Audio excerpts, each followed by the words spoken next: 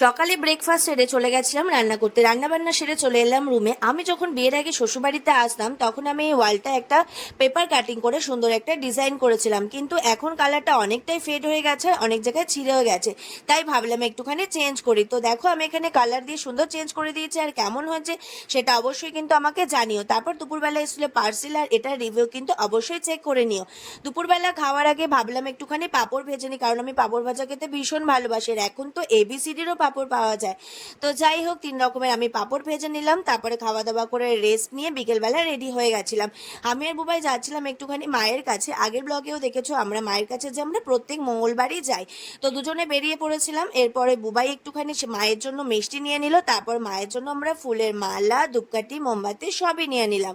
তারপরে মায়ের কাছে যাচ্ছিলাম পুজো করতে। তারপর পুজো করার পর আমি আর বুবাই কোথায় কোথায় গেলাম, কি কি করলাম সেটা দেখার জন্য কিন্তু নেক্সট পার্টটা দেখতে হবে। তো চলো নেক্সট ব্লগে দেখা।